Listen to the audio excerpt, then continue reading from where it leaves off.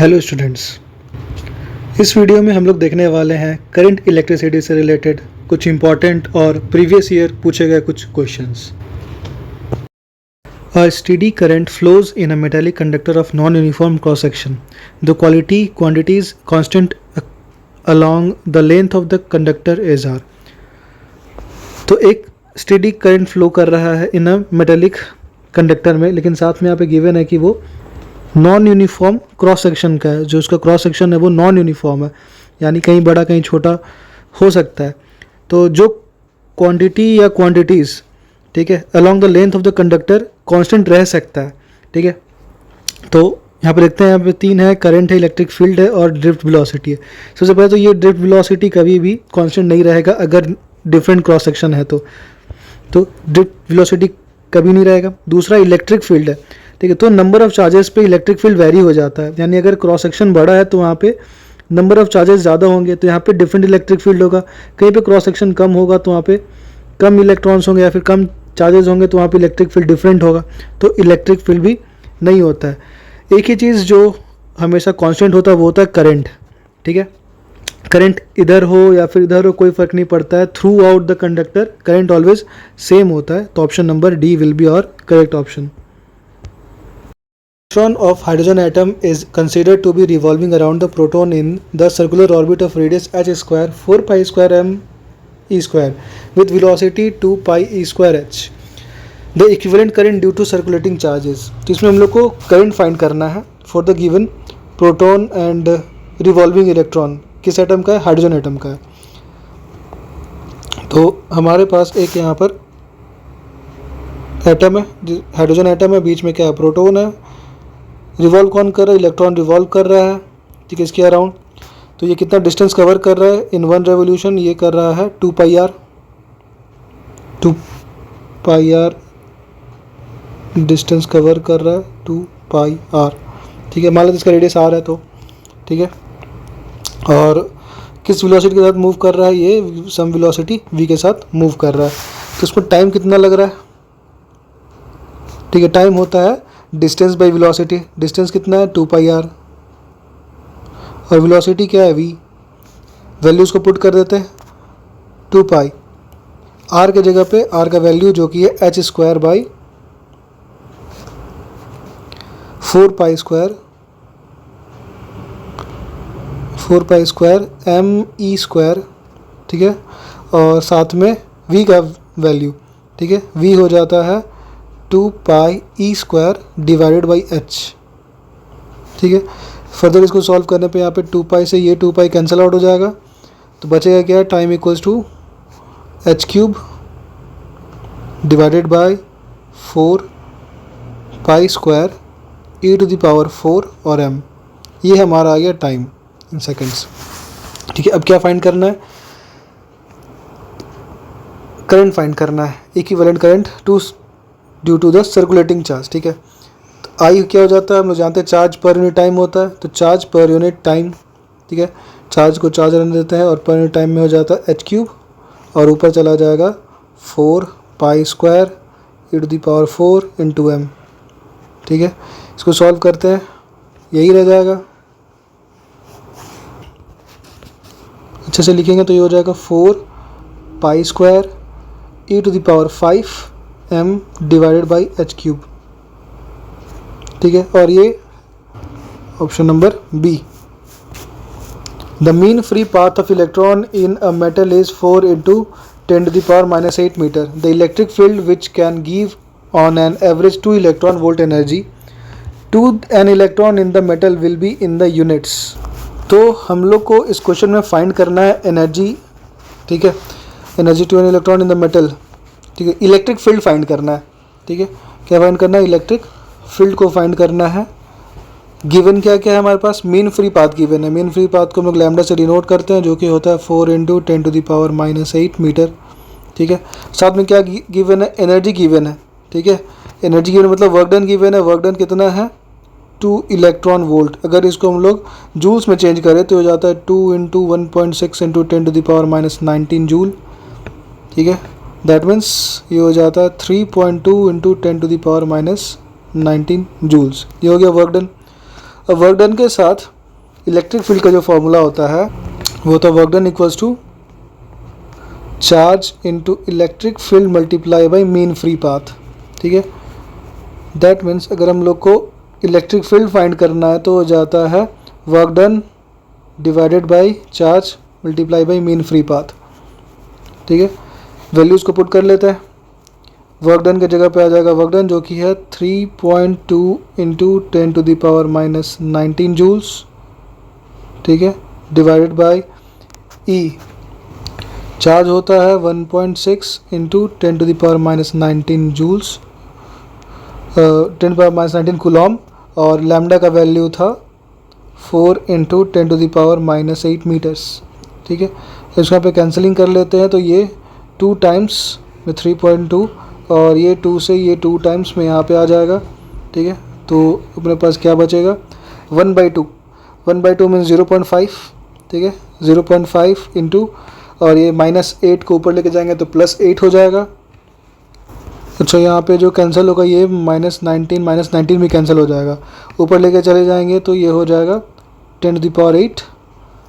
ठीक है, volt per metre, ये हो जाएगा 5 इंटू 10⁷ वोल्ट पर मीटर, यानी option number C. The current flowing through wire depends on time as I equals to 3t square plus 2t plus 5. The charge flowing through the cross section of the wire in time t equal to 0 to t equal to 2 seconds. यहाँ पे time range हमारे पास given है और current भी given है। So we know हम लोग को क्या फाइंड करना है, चार्ज फाइंड करना है। तो करंट के साथ चार्ज का रिलेशन क्या होता है, I इक्वल्स टू होता है dq बाई dt। ठीक है, यानी dq क्या हो जाता है I dt। ठीक है, so on integrating both side हम लोग क्या मिलेगा, dq का हो जाता है q और I के लिए हो जाएगा 3t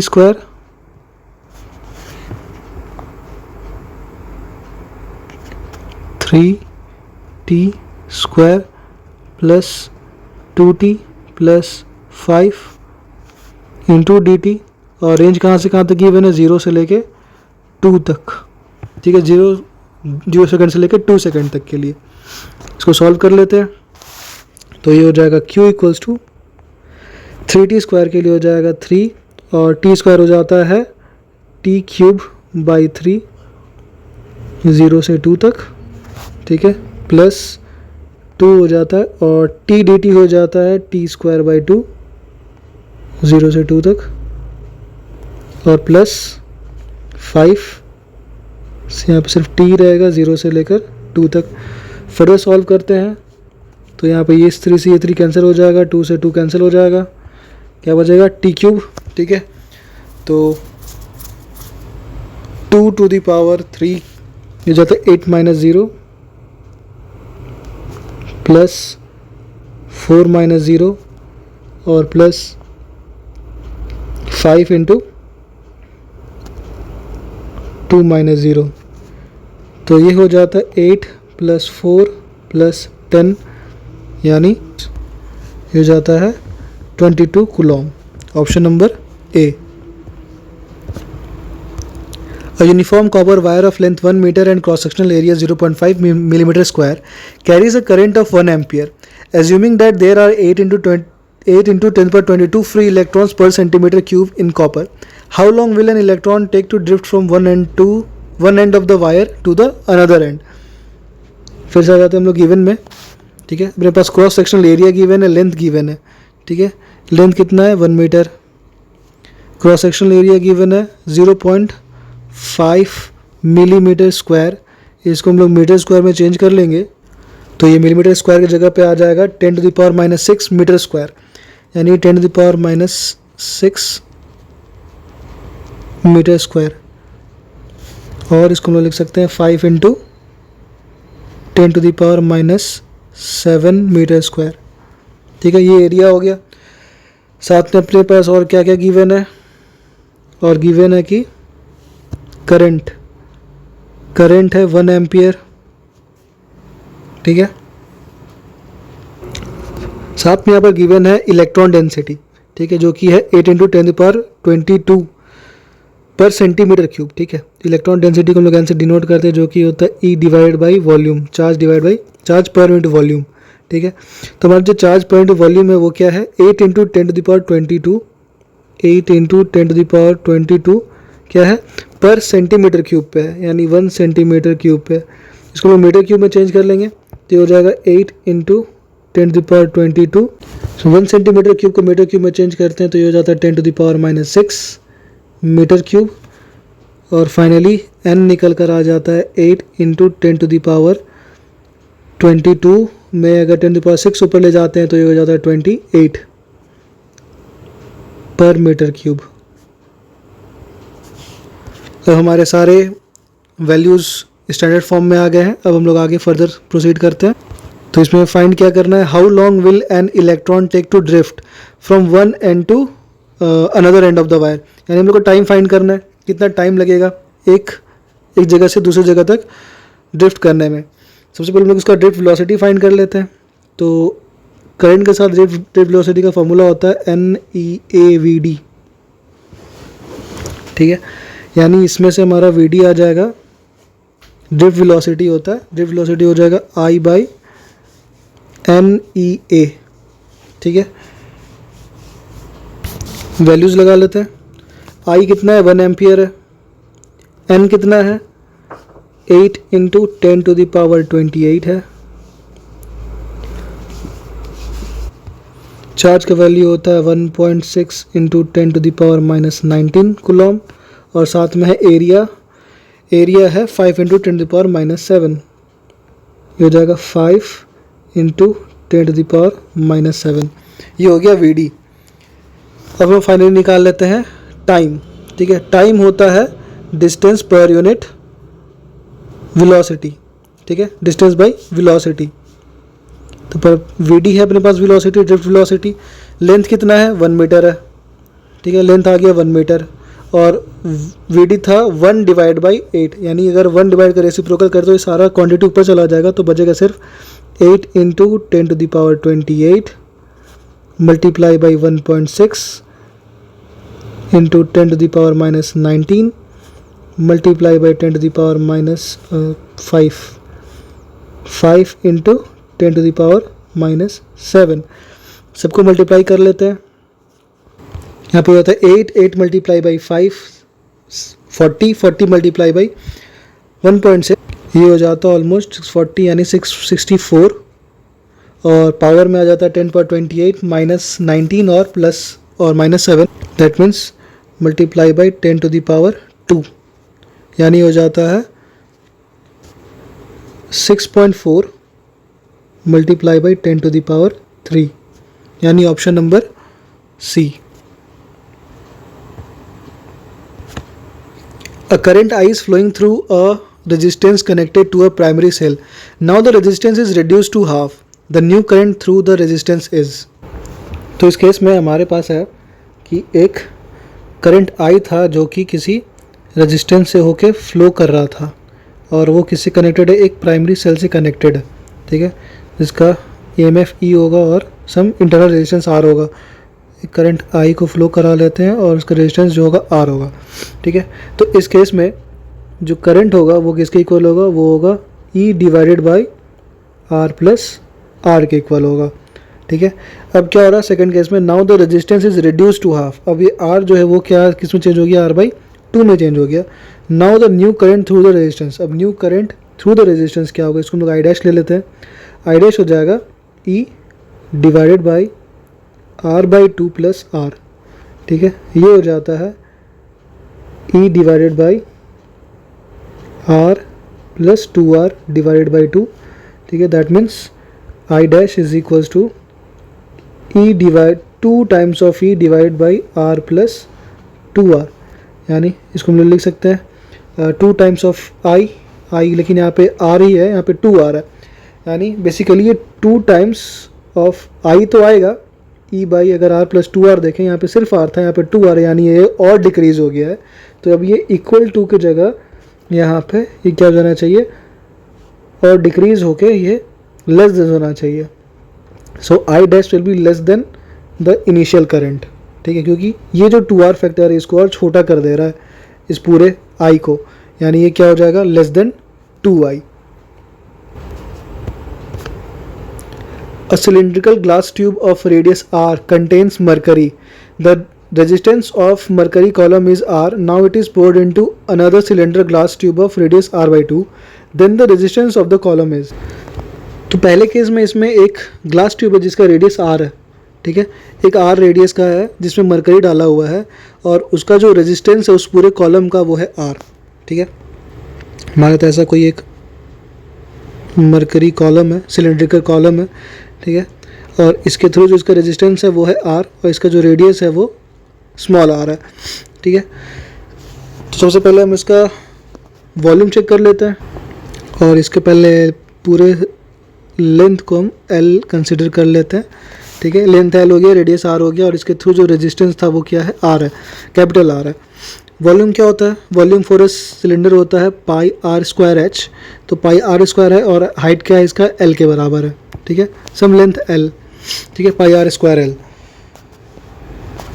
सो l क्या हो जाएगा, l हो जाएगा volume divided by pi r square, ठीक है। अब आते हैं हम लोग इसके रेजिस्टेंस पे, तो रेजिस्टेंस होता है रो l बाई a, ठीक है। अभी हो जाएगा रो इंटू l, l क्या था v by pi r square और a area of cross section इसका यही हो जाएगा, पाई r स्क्वायर ही हो जाएगा, pi r square. That means resistance is equals to rho into volume divided by pi square into r to the power 4। तो इस वैल्यू से देखने के लिए मिलता है कि जो रेजिस्टेंस है वो रेडियस के साथ, क्योंकि हमारे पास यहाँ पे जो वेरिएबल है वो रेडियस है, रेडियस ही वेरिएबल कर रहा है किसके साथ, रेजिस्टेंस के साथ। तो रेजिस्टेंस के साथ r कैसे वेरी कर रहा है, inversely proportional to the 4th power, ठीक है, इन्वर्सली प्रोपोर्शनल है और कैसे प्रोपोर्शनल है, 4th पावर से प्रोपोर्शनल है, ठीक है। तो इसको हम लोग देखते हैं दूसरे केस में। दूसरे केस में क्या है कि जब ये अनदर सिलेंडर में डाला जाता है, ठीक है, जिसका रेडियस क्या है हाफ हो चुका है, ठीक है, रेडियस हाफ हो गया है, यानी पहले वाले का केस हम लोग ले लेते हैं r और दूसरे वाले का केस हम लोग ले लेते हैं r डैश, ठीक है। r से कैसे ये प्रोपोर्शनल है इन्वर्सली, तो ऊपर वाला हो जाएगा r डैश का square, r dash to the power 4 divide by r to the power 4। r dash क्या है, r डैश है r बाई 2, ठीक है, r डैश क्या है r बाई 2, तो हम यहाँ पे लिख लेंगे r by 2 to the power 4 divided by, या फिर यहीं पे कर लेते हैं डिवाइड बाई r, होल का पावर हो जाएगा 4, ठीक है। दैट इम्प्लाइज r डैश हो जाएगा यहाँ पे 16 times of r after solving this, तो हमारा सही ऑप्शन हो जाएगा D, 16r। In the figure, the potential at points B and C and the value of resistance R, ठीक है। हमको क्या फाइंड करना है, हमको फाइंड करना है पोटेंशियल एट B और C, यानी हम लोग को फाइंड करना है VB और VC, ठीक है, और साथ में इस R का वैल्यू भी। तो ये काफ़ी सिंपल है, इसको हम लोग ऐसे अप्रोच कर सकते हैं। पहले हम लोग VA देख लेते हैं। यहाँ पे VA जो कितना है 0 है और यहाँ पे देखिए VD ग्राउंडेड यानी 0 है, ठीक है, यानी हमारा VB माइनस VA पहले केस में, इस वाले केस में हम लोग देखते हैं VB माइनस VA, इसके बीच में एक सेल लगा हुआ है कितने का, 10 वोल्ट का, ठीक है। VB minus VA equal to 10 volt, अगर VA 0 है तो VB किसके इक्वल हो गया, 10 वोल्ट के इक्वल हो गया। सेकेंड केस हम लोग यहाँ देखते हैं, ठीक है, यहाँ पे करंट फ्लो हो रहा है 1 एम्पियर, रेजिस्टेंस कितना है 4, यानी यहाँ पे I भी है और R भी है, ठीक है। IR मिला के क्या बन जाता है, वोल्टेज बन जाता है V इक्वल्स टू IR, यानी यहाँ पे वोल्टेज कितना हो गया 4 वोल्ट का है, ठीक है, इस जगह पे 4 वोल्ट का फ्लो है। तो हम लोग देख लेते हैं अब यहाँ पे VC माइनस VD, ठीक है, VC माइनस VD कितना है 4 वोल्ट है, तो VD अगर 0 है तो VC कितना हो जाएगा, VC हो जाएगा 4 वोल्ट, ठीक है, यानी VB आ गया, VC आ गया। अब क्या फाइंड करना है, अब ये R को फाइंड करना है। पहले इसको हम लोग यहाँ पे सब कुछ हटा लेते हैं, ठीक है। अब R फाइंड करना है, यहाँ पे हमारे पास गिवन है 1 एम्पियर का करंट फ्लो हो रहा है, आर है, और हमारे पास दो वोल्टेजेस है, एक वी है और एक वी है, ठीक है। तो ये higher potential to lower potential जा रहा है, क्लियर है। ये 10 वोल्ट है और ये 4 वोल्ट है, और करंट का डायरेक्शन भी सेम उसी तरफ ही है। तो हम लोग इसको लिख सकते हैं v B minus we c equals to i into r. I कितना है, इसको आई आर अगर कर देते हैं तो आई है 1 और आर ही रह जाएगा 1 इंटू आर, और V B minus we C यानी 10 minus 4 equal to R, that implies R कितना हो जाएगा 6 ओम, ठीक है। तो हमारे पास तीनों वैल्यूज़ आ गए, यानी 10, 4 और 6। 10, 4 और 6 ऑप्शन नंबर सी में। In the given figure R1, R2, R3 और R4 के वैल्यूज़ दिए हुए हैं, VA, VB और VC और VD के भी वैल्यूज़ दिए हुए हैं। तो फाइंड करना है कि R1 के थ्रू करंट कितना होगा और किस तरफ होगा, क्योंकि यहाँ पे डायरेक्शन भी गिवन है, सबके लिए डायरेक्शन गिवन है। तो सबसे पहले इसको हम लोग देख लेते हैं, फिगर को एनालाइज करते हैं। तो हम लोग एज्यूम कर लेते हैं कि ये जो सेंटर पॉइंट है, ठीक है, इस मीटिंग पॉइंट पे ओ पे हमारा जो वोल्टेज होगा वो हम लोग V0 ले लेते हैं, ठीक है। अब सारे करंट्स क्या हो रहे हैं, यहाँ पे आके मीट हो रहे हैं। दो ही पॉसिबिलिटीज हो सकता है, या तो यहाँ से सारे जनरेट हो रहे हैं या फिर सारे आके यहाँ पे मीट कर रहे हैं, ठीक है। तो हम लोग एज्यूम कर लेते हैं कि ये सारे यहाँ पे आके मीट कर रहे हैं, ठीक है। दोनों भी हो सकता है, मीट भी कर सकते हैं और away from the centre point भी जा सकते हैं, ठीक है। तो R1 के साथ हम यहाँ पे I1 ले लेते हैं, R2 के साथ I2, यहाँ I3 और यहाँ पर I4 कंसिडर कर लेते हैं। हमारे पास सारे का वैल्यू दिया हुआ है। D पे VD है वोल्टेज, C पे VC है वोल्टेज, V पे VB है वोल्टेज और यहाँ पर VA है वोल्टेज। तो हम लोग इसको देखते हैं, सारे का वैल्यू जब हमारे पास गिवन है R1, R2, R3, R4 और VA, VB, VC, VD, तो इसके थ्रू हम लोग को ये पता चलता है कि I1 plus I2 plus I3 plus I4 using Kirchhoff's law ये क्या हो जाता है, at a junction it is 0, ठीक है। All the currents meeting at a junction is 0। तो I होता है V बाई आर, ठीक है। तो I1 के लिए जो V है वो क्या है, VA माइनस V0 है, ठीक है। इसको ले सकते हैं VA minus V0 divide by R1, ठीक है, plus VB minus V0 divide by R2 plus VC minus V0 by R3 plus VD minus V0 by R4 that is equal to 0। तो सारे के वैल्यूज़ को लगा लेंगे, ठीक है। हम लोग इसमें V0 फाइंड करना है।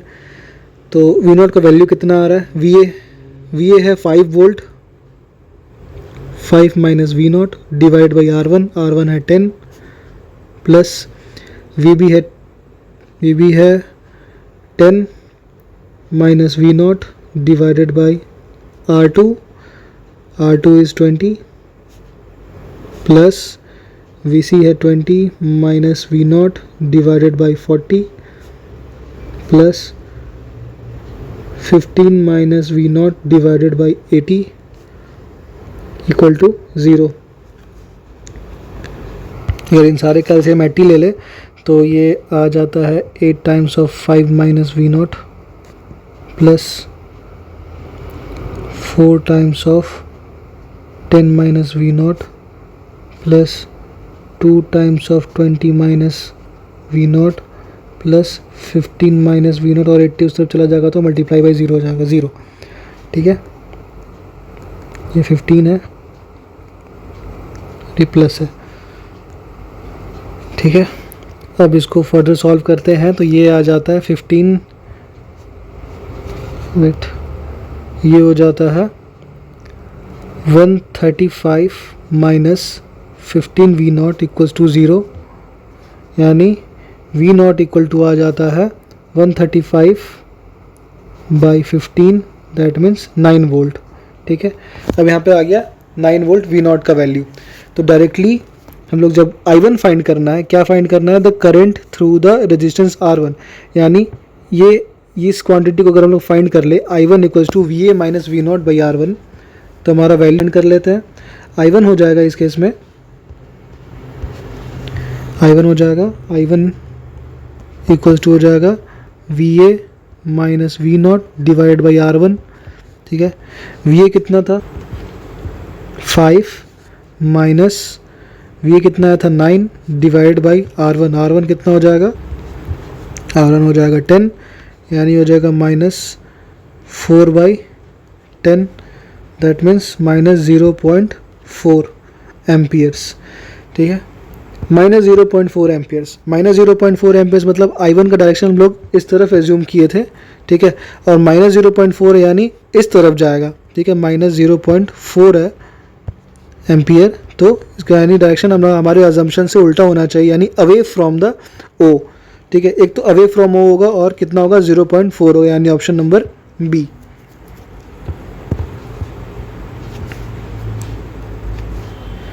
Copper and iron wires of same length and diameter are in series and connected across a battery. The resistivity of copper is about 1/6 of that iron. If E1 and E2 are the electric fields of the copper and iron wires respectively, then which of the following is correct?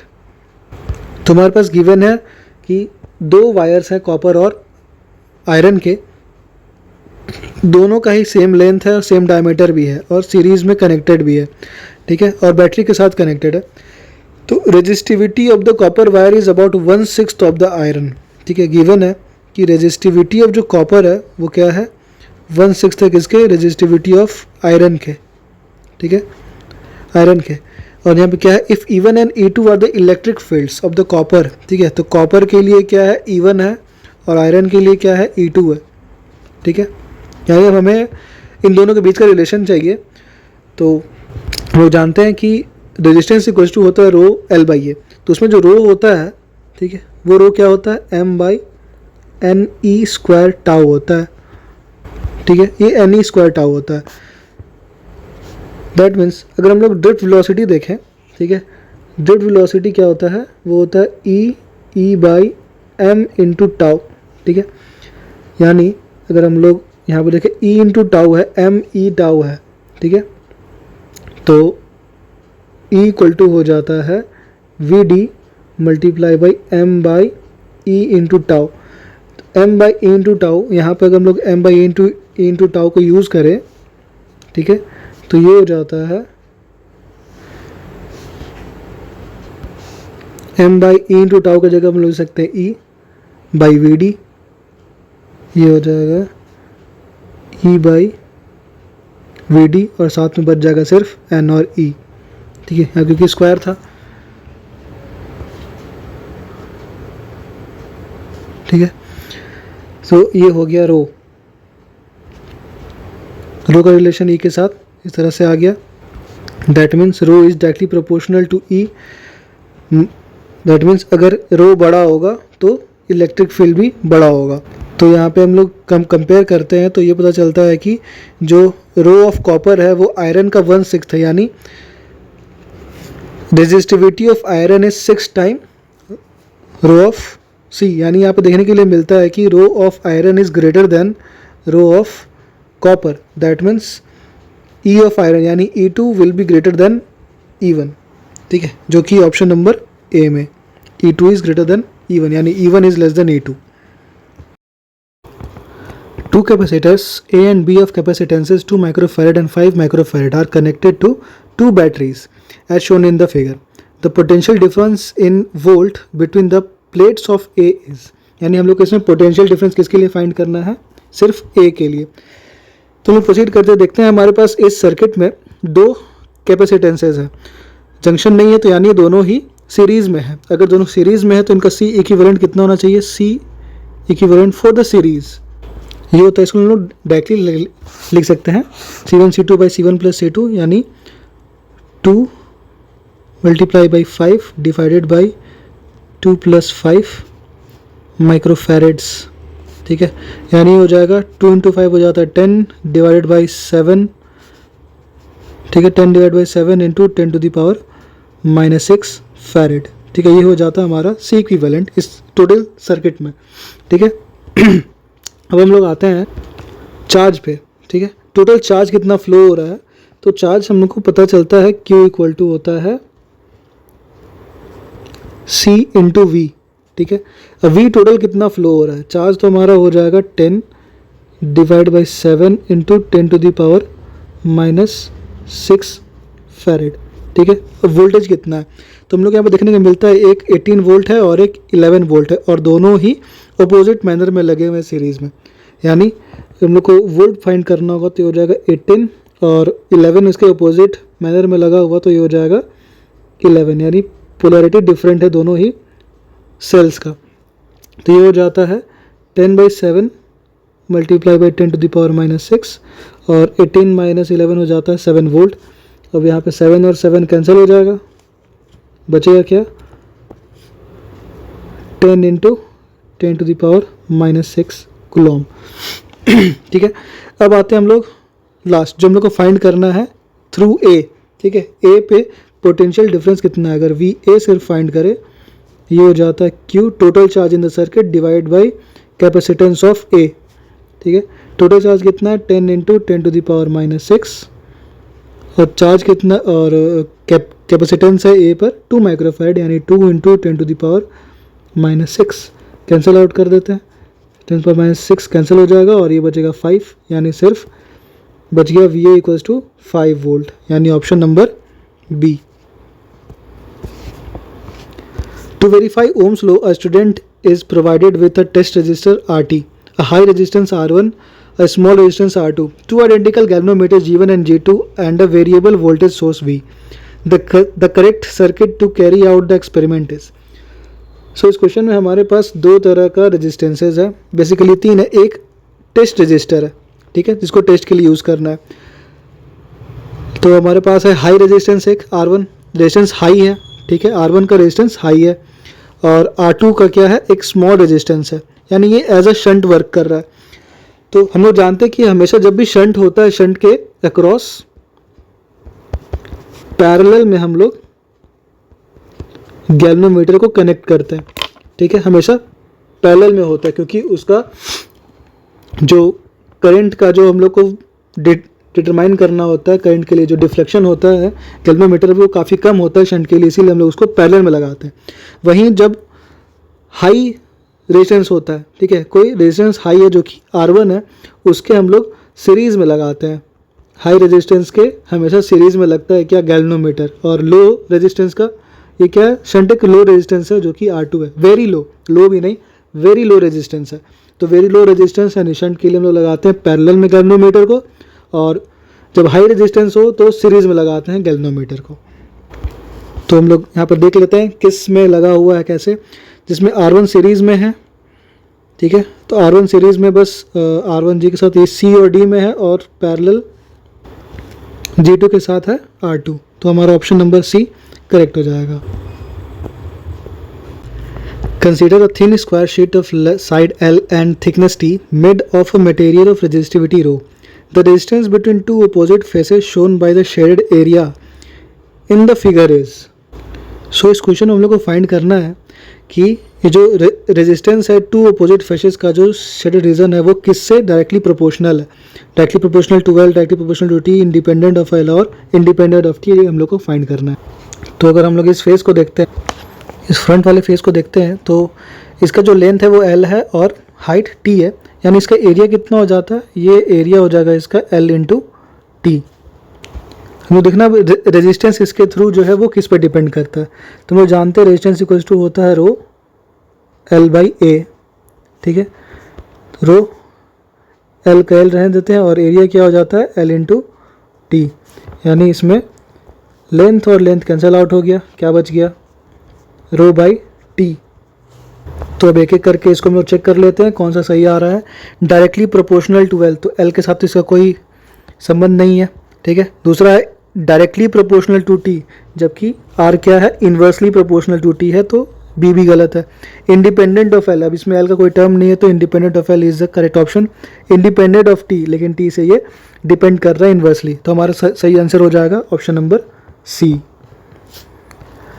A wire is stretched to make it 0.1% longer. Its resistance will. So initially हमारे पास एक conductor या फिर जो भी resistance है उसका initial length हम लोग ले लेते हैं एल था, ठीक है, और इनिशियल एरिया ए था और जो रेजिस्टेंस था वो हो जाएगा रो एल बाई ए, ठीक है, ये इनिशियली है। बाद में क्या हुआ, जब उसको हम लोग 0.1% स्ट्रेच किए, ठीक है, जब 0.1% स्ट्रेच हुआ यानी उस केस में उसका जो एल डैश है वो कितना है, एल प्लस 0.1% ऑफ एल है, ठीक है, यानी ये हो जाता है, अगर डिवाइड बाई 100 कर दे तो ये हो जाता है 100.1 divide by 100 times of L, ठीक है, एल डैश का ये वैल्यू हो जाता है। अब दोनों ही केस में क्या होगा, अगर एक वायर ऐसा था और थोड़े से को उसको और स्ट्रेच कर दिया गया, ठीक है, ये इनिशियली एल था, ठीक है, और ये क्या है, एल डैश है, ठीक है, इसका कुछ एरिया भी होगा इस वायर का, ठीक है, इनिशियली इसका जो क्रॉस सेक्शनल एरिया था वो ए था, बाद में जब स्ट्रेच करने पे उसका कुछ छोटा हो जाता है area, cross sectional area stretch करने से, तो वो हम लोग ए डैश ले लेते हैं। तो इन दोनों का जो वॉल्यूम है वो दोनों ही सेम होना चाहिए, ठीक है, यानी V equal to V dash होना चाहिए, ओके। तो इस वाले का जो वॉल्यूम होगा वो A into L, area into length, और इसका area dash into L dash, यानी बेसिकली ए डैश कितना आना चाहिए, ए डैश होना चाहिए A L divide by L dash, यानी ए इंटू एल, एल डैश कितना है 100.1 times L multiply divide by 100, ठीक है, यहाँ पे हम लोग एल और एल कैंसिल कर देते हैं तो कितना बच जाता है, यहाँ बच जाता है 100 times of A divide by 100.1, ये हो गया एरिया के लिए वैल्यू।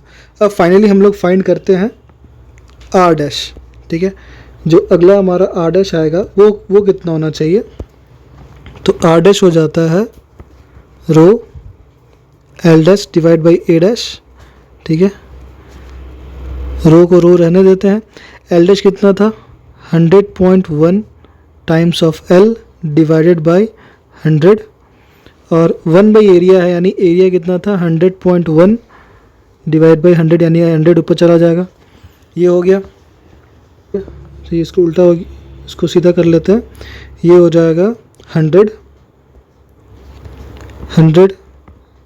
ए डिवाइडेड बाई 100.1, ठीक है, ये कुछ ऐसा हो जाएगा। इसको हम लोग लिख सकते हैं, अब रो है यहाँ पे एल है और ए है, इसको हम लोग साइड कर लेते हैं, रो एल बाई ए, ठीक है, और फिर साथ में यहाँ पे आता है 100.1 multiply by 100.1 divided by 100 into 100,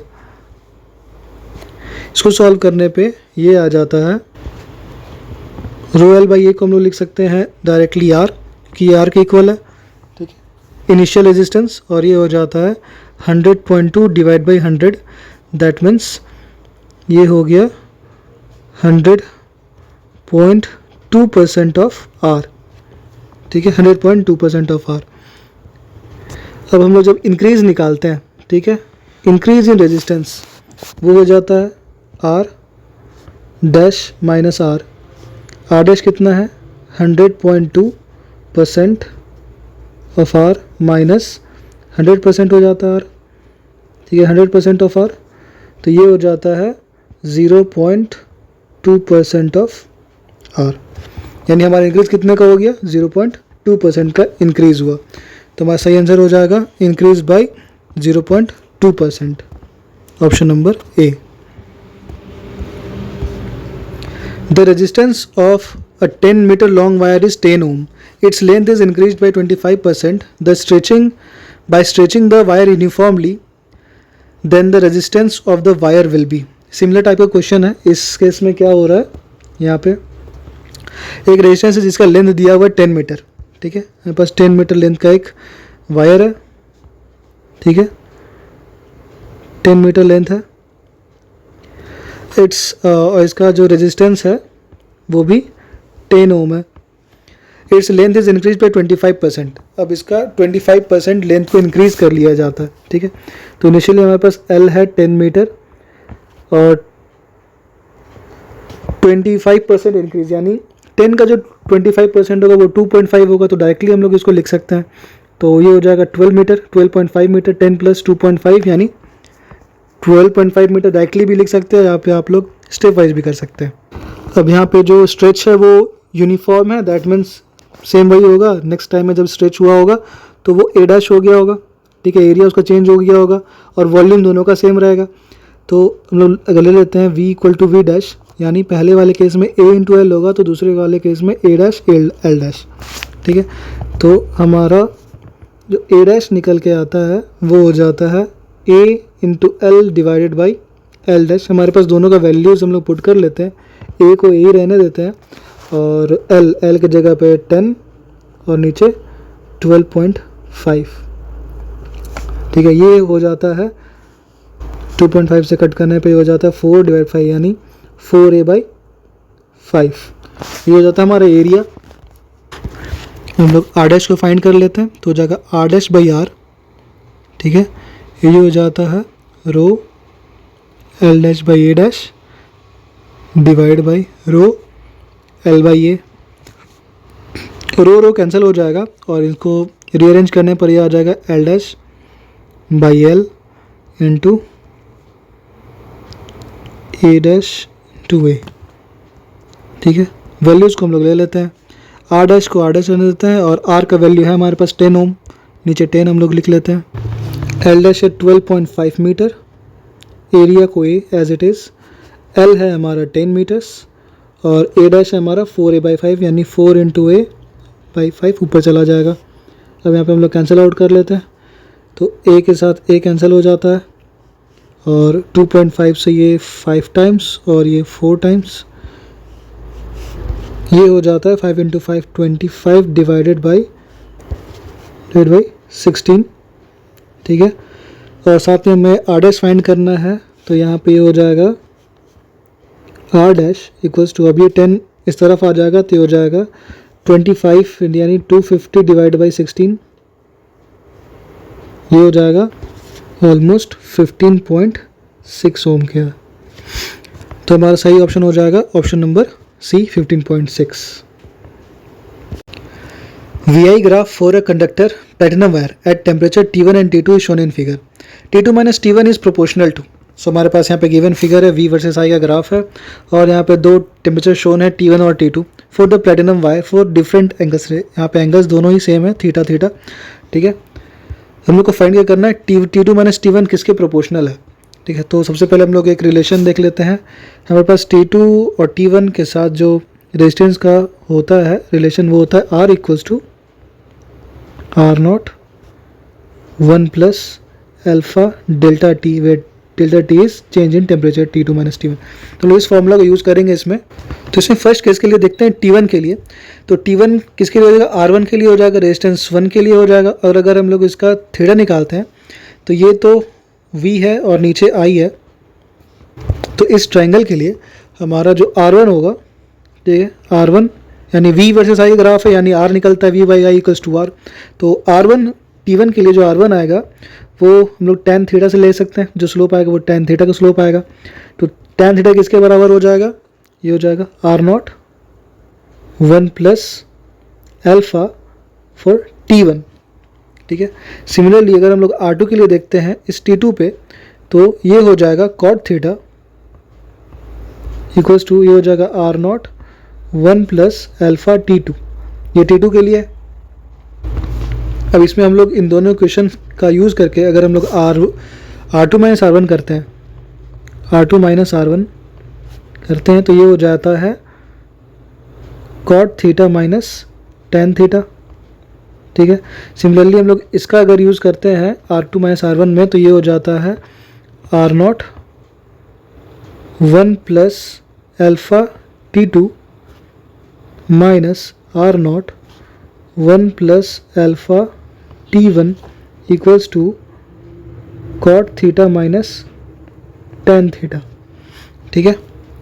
that implies R0 को हम लोग कॉमन ले लेते हैं तो ये हो जाता है 1 plus alpha T2 minus 1 minus alpha T1 equals to cot theta minus tan theta को हम लोग लिख सकते हैं cos theta by sine theta minus sine theta by cos theta. ठीक है, इसमें हमारा ये 1 और ये 1 कैंसिल हो जाएगा, बचता है alpha T2 minus alpha T1। इसमें से हम अल्फ़ा बाहर निकाल लेते हैं तो ये हो जाता है alpha R0 T2 minus T1। ठीक है, और यहाँ पे जब हम लोग इसको सॉल्व करते हैं एलसीएम लेके तो नीचे आ जाता है साइन थीटा कॉस थीटा, और ऊपर आ जाता है cos square theta minus sine square theta. Further इसको सॉल्व करते हैं तो यहाँ पे हो जाता है अल्फ़ा R0, ठीक है, T2 माइनस T1, और ये इक्वल हो जाता है, यहाँ पे हम लोग देखते हैं कि cos square theta minus sine square theta होता है कॉस 2 थीटा के इक्वल। और अगर नीचे इस जगह पर हम लोग यहाँ पे 2 से मल्टीप्लाई और 2 से डिवाइड कर दें तो नीचे का टर्म हो जाता है 2 साइन थीटा कॉस थीटा, यानी साइन 2 थीटा के इक्वल, और ऊपर वाला cos square theta minus sine square theta ये हो जाता है कॉस 2 थीटा के इक्वल। तो हम लोग यहाँ पे यूज़ कर लेते हैं, ये हो जाता है कॉस 2 थीटा और आगे 2 मल्टीप्लाई था, और नीचे वाला का जो 2 होगा वो साइन थीटा कॉस थीटा में चला जाएगा तो वो बन जाएगा साइन 2 थीटा। ठीक है, इसको फर्दर सॉल्व करते हैं, T2 माइनस T1 ले लेते हैं, ये हो जाएगा 2 डिवाइडेड बाई अल्फ़ा R0। ठीक है, 2 डिवाइड बाई अल्फ़ा R0, और cos 2 theta by sign 2 theta हो जाता है कॉट 2 थीटा। यानी जो T2 माइनस T1 था वो किसके प्रोपोर्शनल है, कॉट 2 थीटा के प्रोपोर्शनल है, जो कि हमारा क्वेश्चन था। इसके लिए हमारा आंसर हो जाएगा cot 2 theta, option number C. So students, next video में हम लोग इसको कंटिन्यू करेंगे।